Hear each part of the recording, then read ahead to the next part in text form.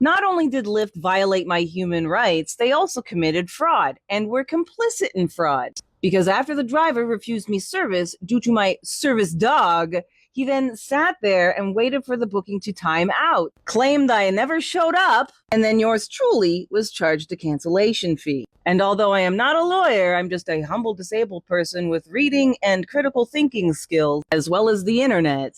What that dude did was civil fraud. It was also unjust enrichment, exploitation of vulnerability, and my favorite, the bad faith. But wait, it gets so much worse. Because while denying disabled individuals with service dogs service is very on brand for these types of companies, the fun truly didn't stop there. Because the trust and safety agent that truly thought he did a fantastic job resolving this issue not only didn't refund me the entirety of the cancellation fee I was charged, oh no! Who needs real fucking monies when you can have a credit on your Lyft account for less than you were charged for the cancellation fee? Wow, how lucky am I? That Lyft safety and trust representative truly did less than the bare minimum. That's where the complacency and fraud comes in. Because by not refunding the full amount and holding that driver accountable, they're minimizing the impact of the discrimination.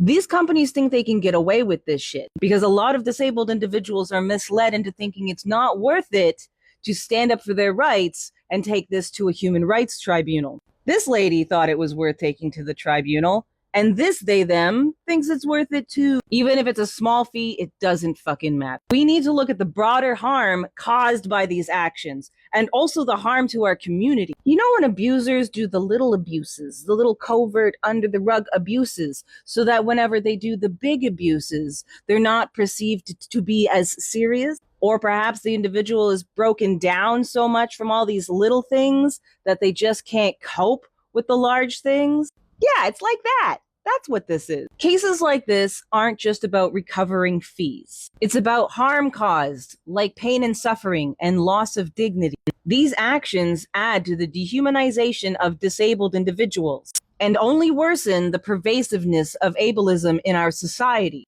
When disabled individuals take action on these type of cases, they're sending a strong message that disabled individuals aren't going to accept mistreatment even in its smallest of forms. The cumulative effect of multiple complaints, well, that's really going to ruin a company's day, because that could lead to systemic change and significant legal consequences, maybe even a class action.